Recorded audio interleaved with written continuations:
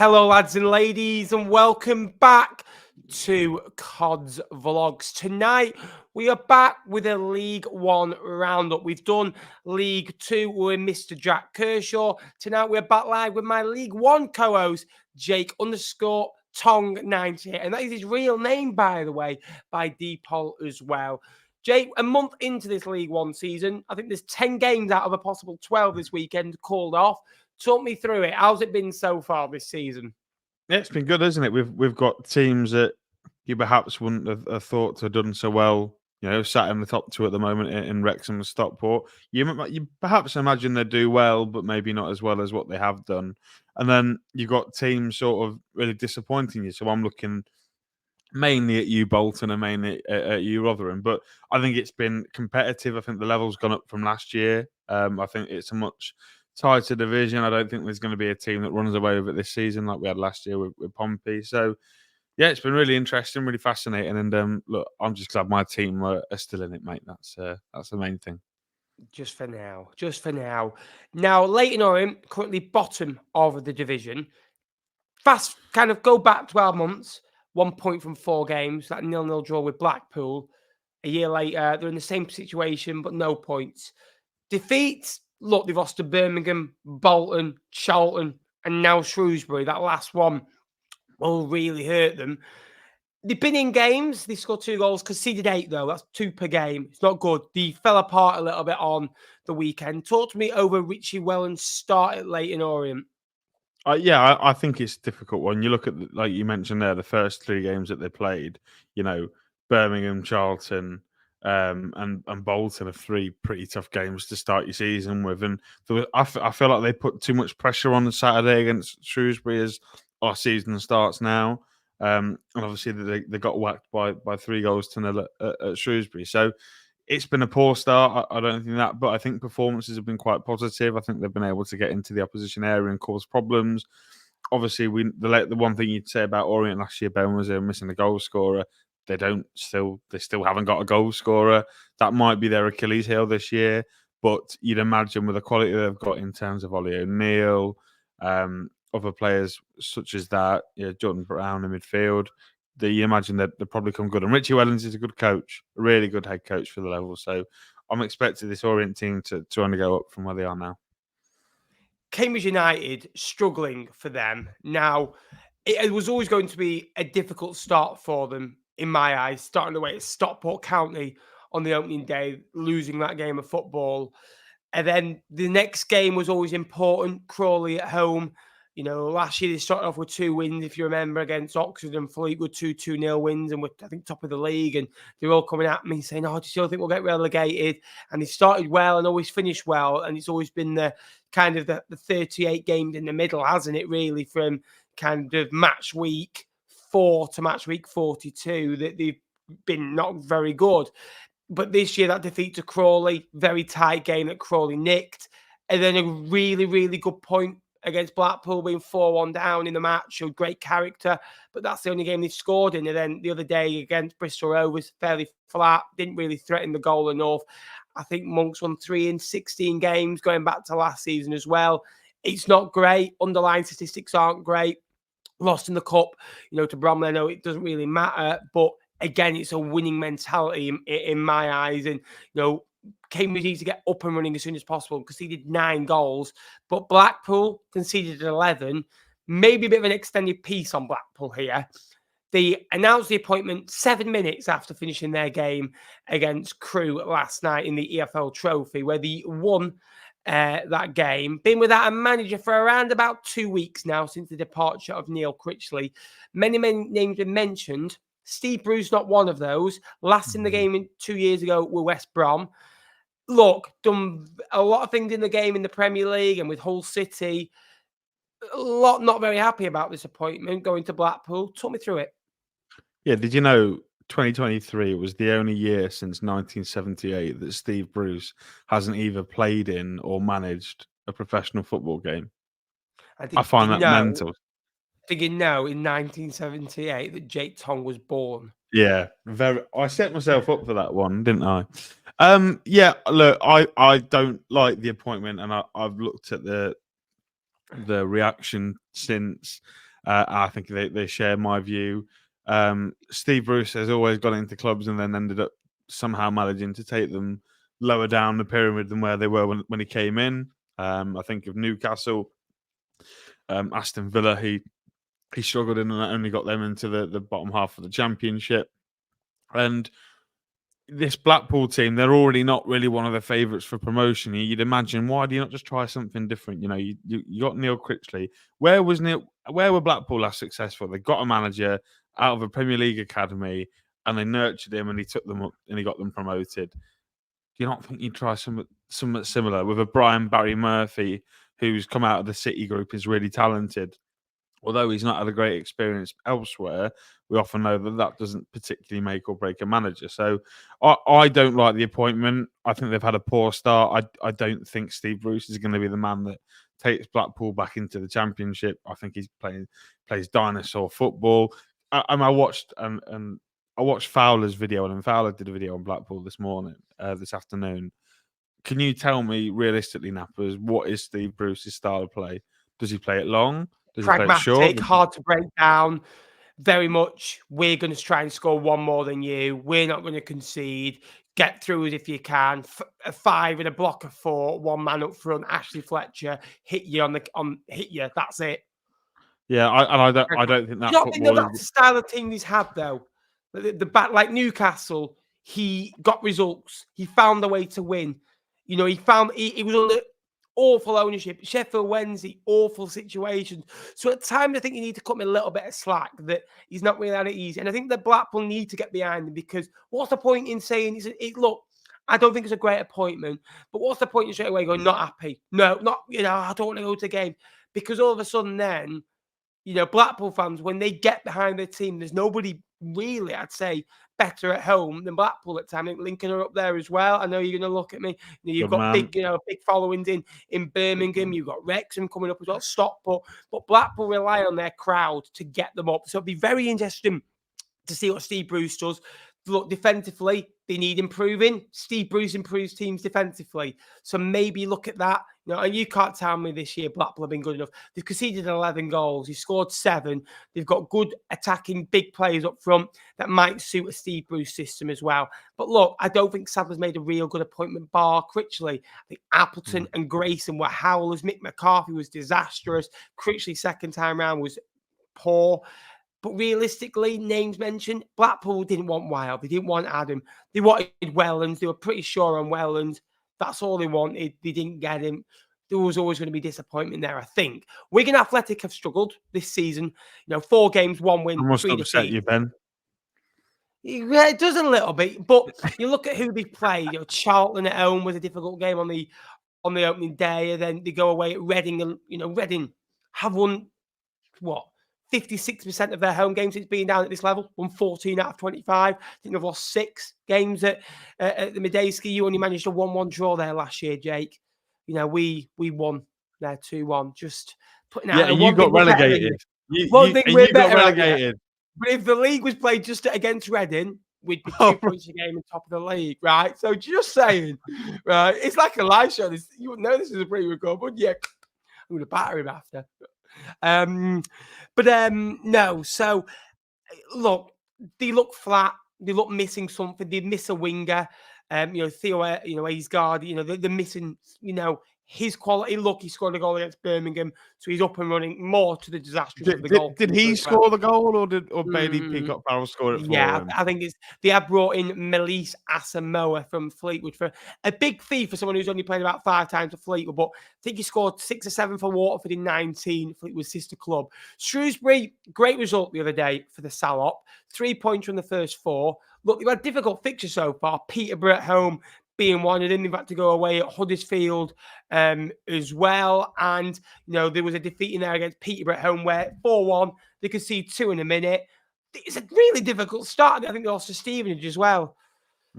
Yeah, you can look at Shrewsbury in one or two ways. You can look at the really exciting part of Shrewsbury, which are these loan lads that they've signed from Arsenal, from Villa, and from Chelsea and Castledine. Feeney, he's come in, your mate.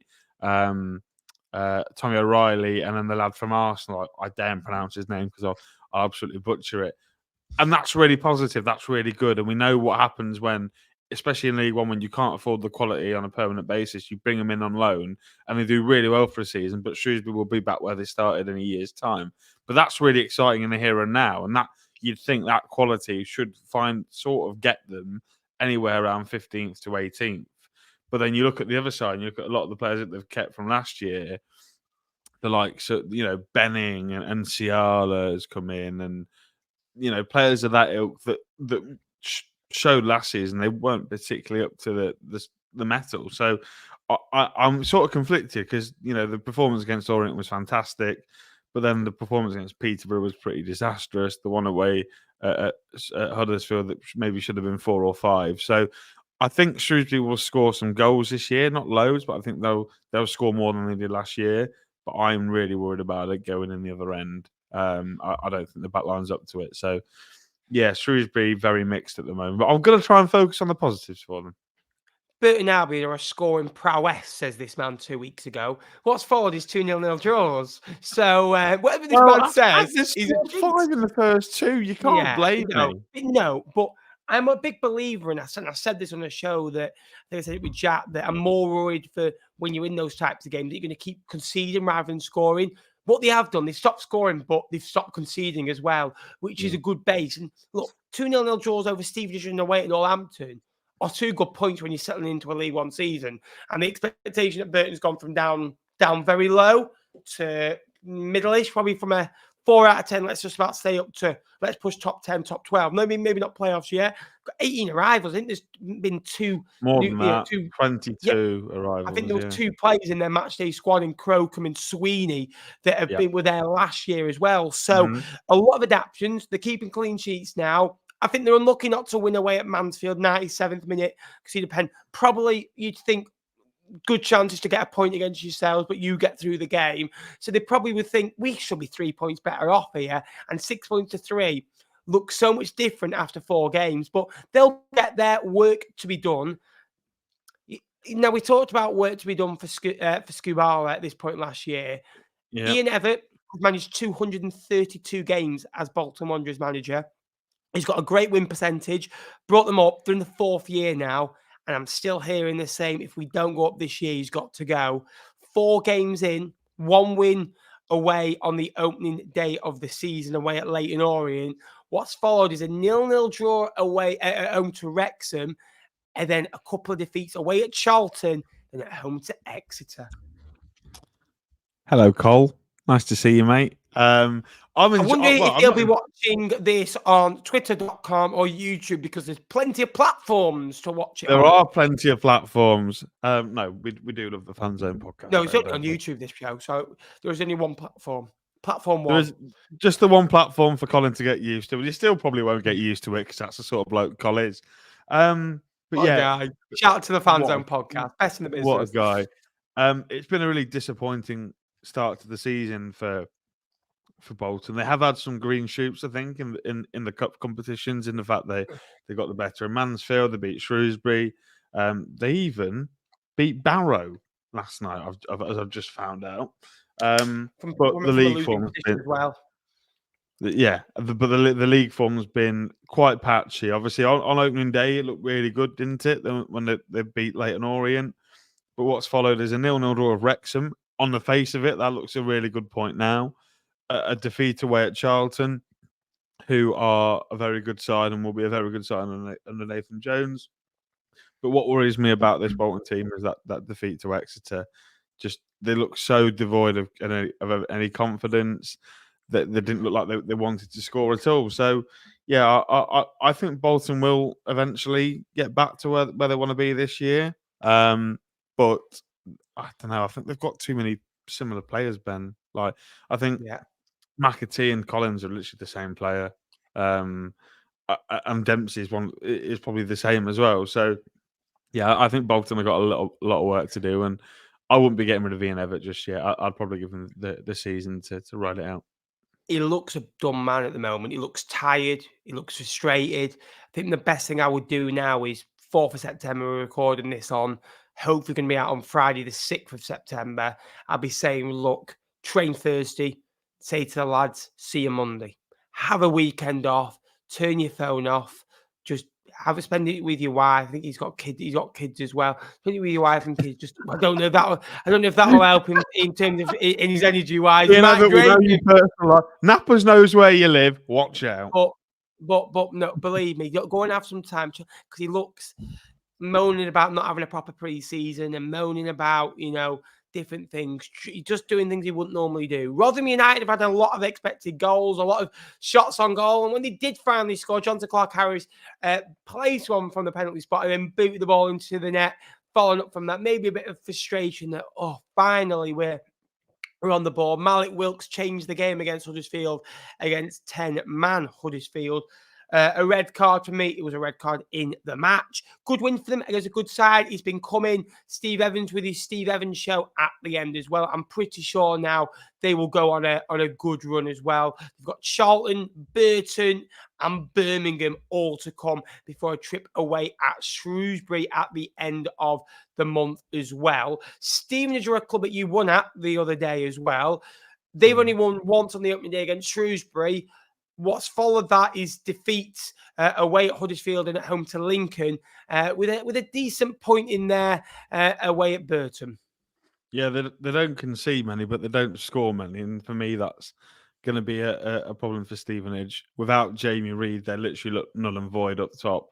Defensively, they've still got a lot of the players that were there last year. I know Teasby Hammond's injured, but you look at that back line, Luther Wilding's still in there, Sweeney and Piergiani. I thought Lewis Freestone was a really tidy pickup from Cheltenham in the summer window. So they've still got that really good solidity at the back. It's just going forward, and they've brought in Dan Kemp and they've brought his best mate in Jake Young, who we had a word with on Saturday, to see if they can reignite that spark that they had at Swindon last season. But then the thing for Stevenage, if they're going to be an all right mid-table team this year, what they want to be, is they're going to have to find goals outside of Jamie Reid, and they struggled to do it last year. Once we saw the goals dry up for Reid, Stevenage completely fell out of the playoff race. So I think if I'm Alex Ravel now, I'm thinking, how do I get Dan Kemp? How do I get Jake Young? How do I get Louis Appere scoring so that when Jamie Reid's not fit and firing, we don't have a massive gulf in quality from where we have been previously. Kemp and Young reuniting as well. They did really well at Swindon together as well. They did. Wycombe, I'm a big kind of admirer of the way they are. And I think at the time, start of last year, up until maybe the last 15 games of the season, they lost the Wycombe way. But now they're getting players back. Udo scored his first goal of the season away at Blackpool. Humphreys and Morley have come into the side that have been impressing in previous games as well. They beat Rotherham at Adams Park as well. Great win for them. Proper spirit, proper nitty gritty. Keeping a clean sheet, winning by a couple of goals as well. And where Blackpool took the lead twice, but could have easily won that game of football. So still work to be done. But I like, this is a manager, Matt Bloomfield, 6 months, maybe 8 months ago, that a lot of people saying we need to see more. I'm starting to see a project building. They're playing entertaining football, being on the front foot and being the Wycombe Wanderers they once were under Ainsworth, but playing better football and playing, with a younger squad, which it will always take time to go from an Ainsworth who was a legend there and was there for nearly, I think, over a decade. Mansfield Town, a great win on the opening day, couple of draws since with Stockport County and Burton, which are good points, especially when you're looking just to survive, and a defeat to the best ever club in Lincolnshire. 5 points in the first 4 from Barnsley, Stockport, Burton and Lincoln.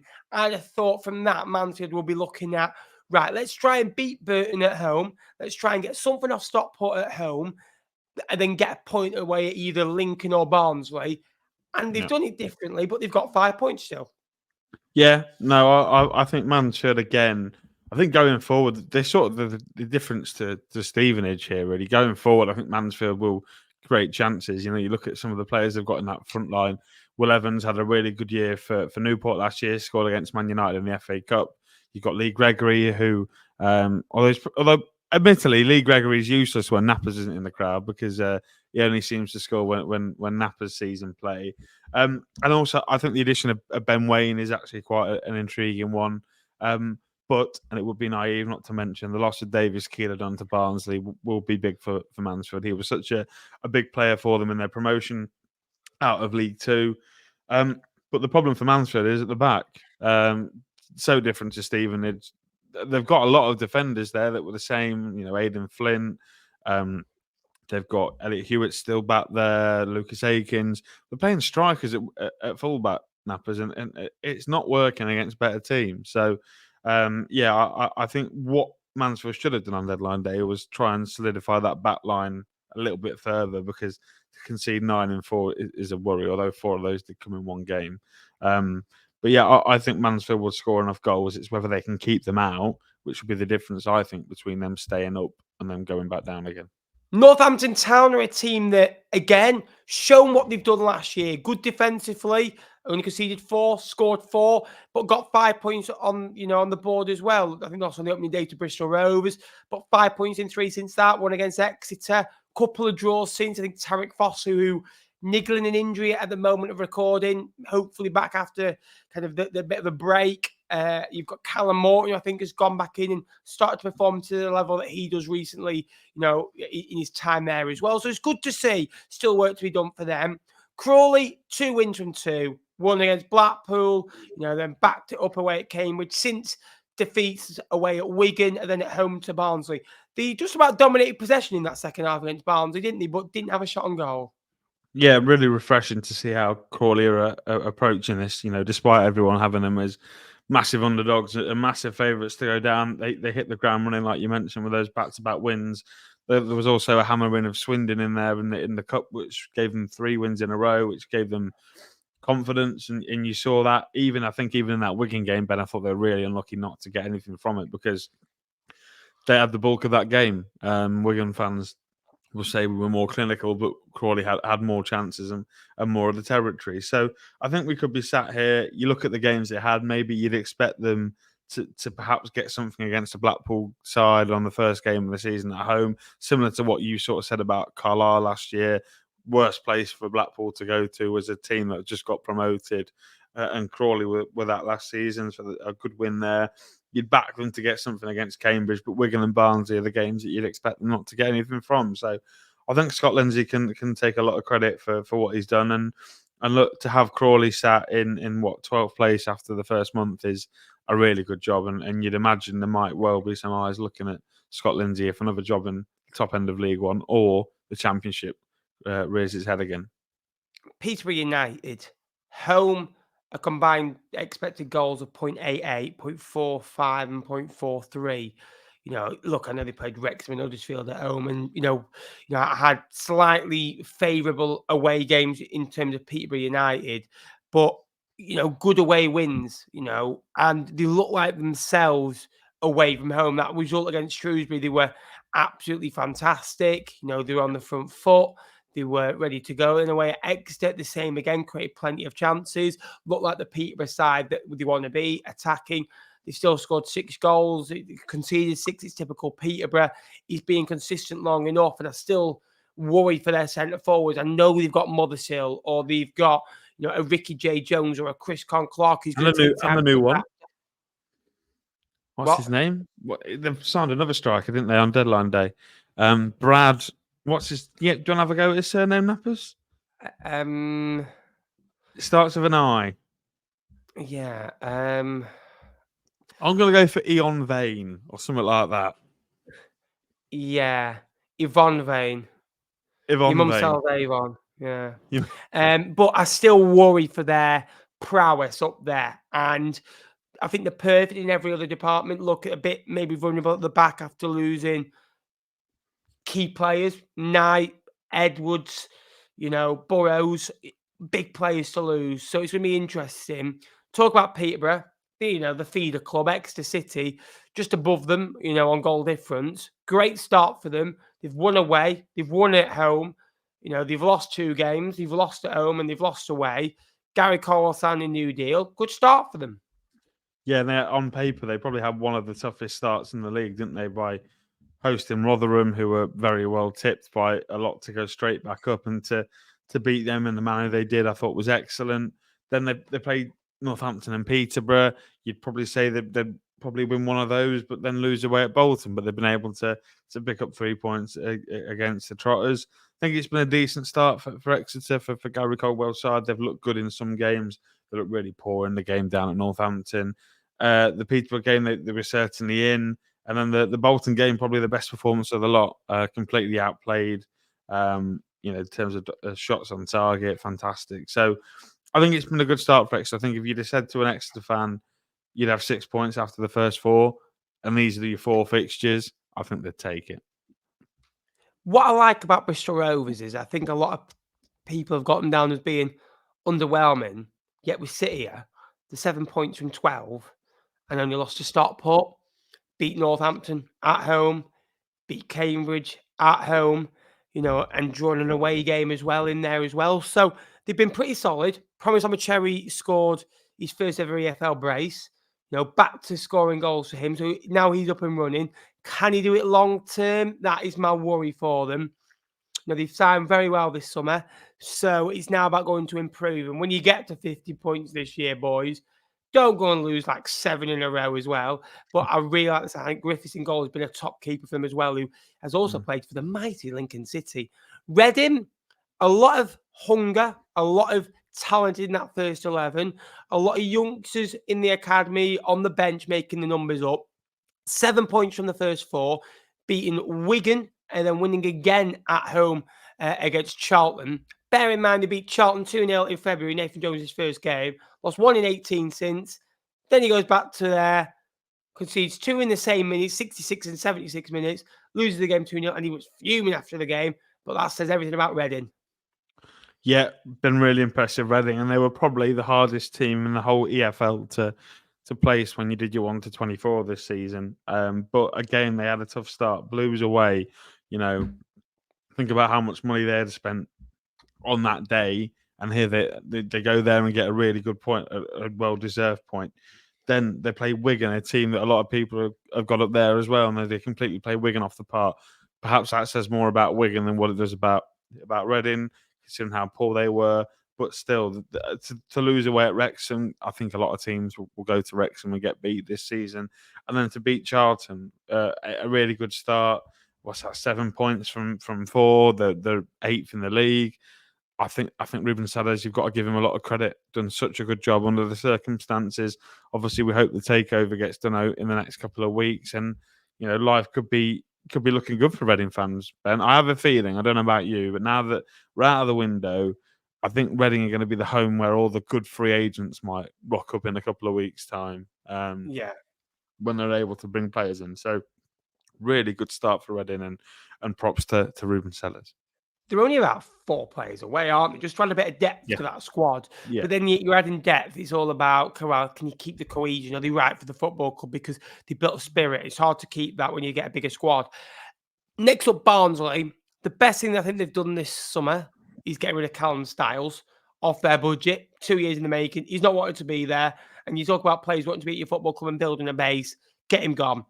Stephen Humphreys, great free agent, great pickup late in the window. We always knew he'd find the club. Did very well for Wigan last year as well. Keeler Dunn was the missing piece in the jigsaw. You've got Adam Phillips, who's got a goal contribution, 2 in every 3 games. He's been mustered since the December last year as well. 22 goal comps in 33 games, I think 20 in 2024. There's nobody better at this level as well. And, you look at that midfield now with Matty Craig and Adam Phillips, Luca Cannell strings it all together. I've played a bit further up in recent games.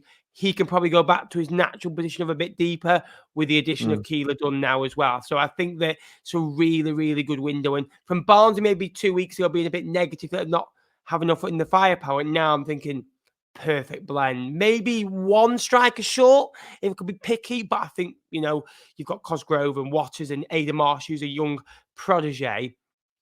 Charlton won the first 3, lost at the weekend to Reading. Nathan Jones wasn't happy. No, Nathan Jones wasn't indeed happy. And another Twitter clip was born on Saturday afternoon after the game. But I think the good thing about Charlton, they've shown that they're really clinical. I think in the games that they've won, they've scored 4 across those 3 games.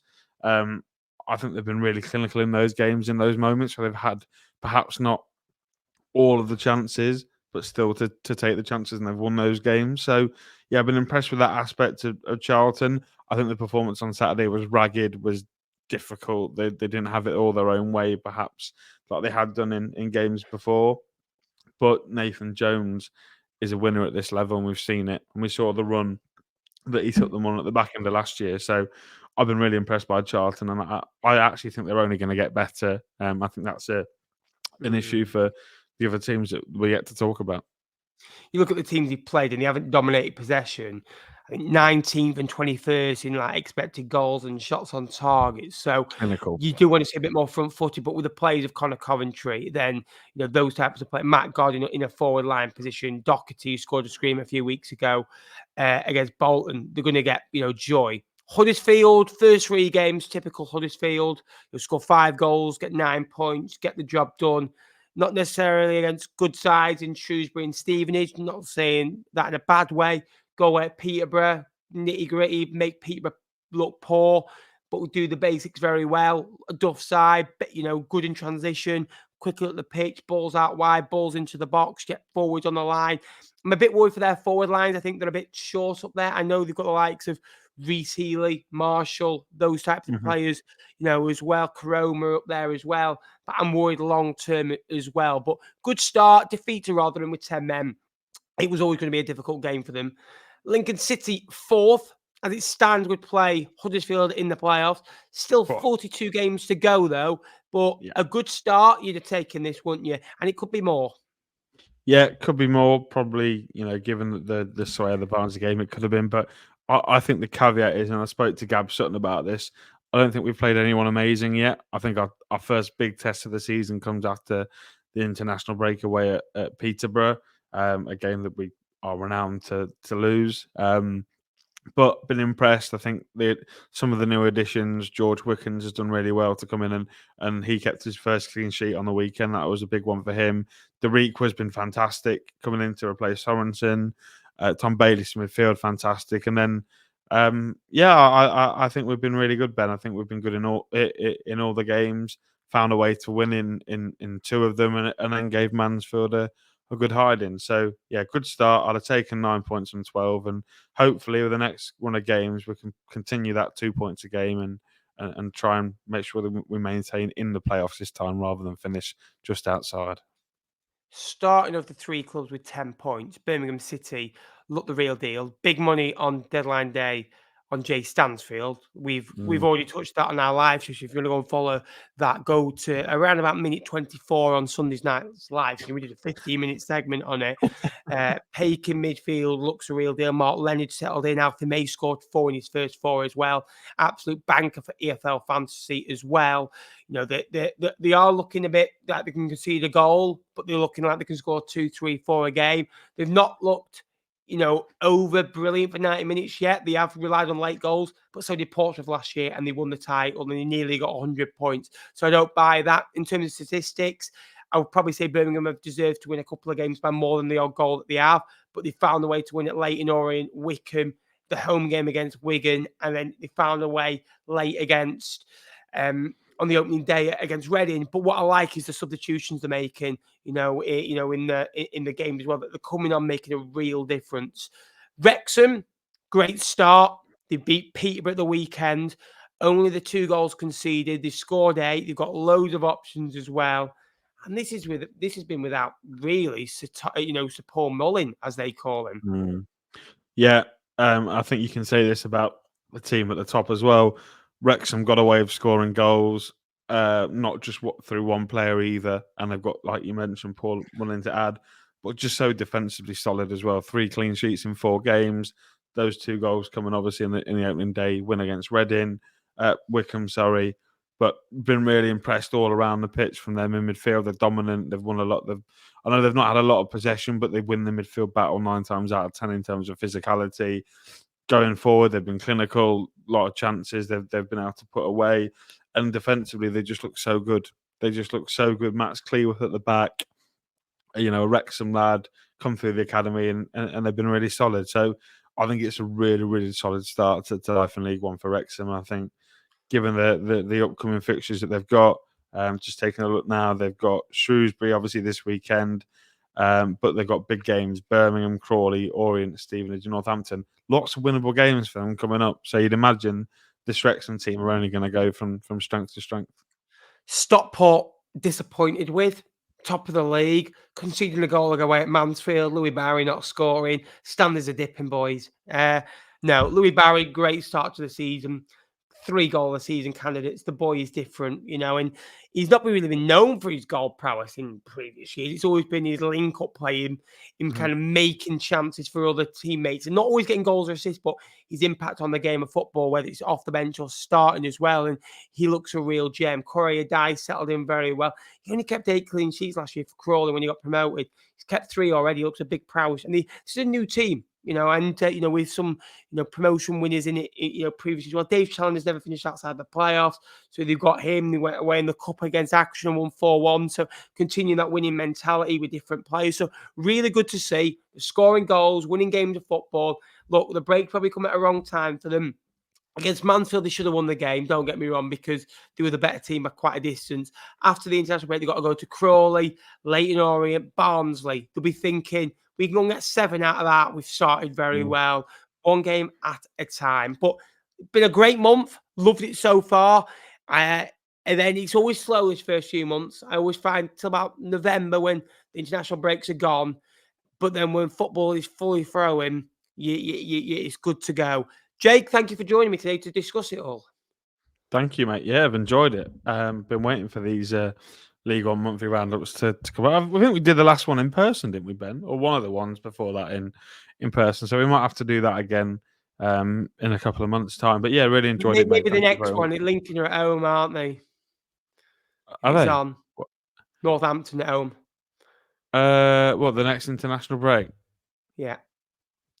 Is it? Well, that's this international break, not this next one. Oh no, maybe it's another one. Losing your marbles, Ben. You are, but yeah, no, I've enjoyed it. I've enjoyed it, mate. Thank you very much for having me on. Hopefully, I've showed off my excellent ball knowledge for you there. Yeah, thank you very much. And thank you for watching. If you are new and you are a League One fan or an EFL fan in general, please like the video as well. Please subscribe. It would be very much appreciated. Until next time, I'll see you later. I've had to get the Fleetwood in because that's the only way I can get us in to League One these days as well. Thank you very much for watching. I've been Cod Vlogs. See you later.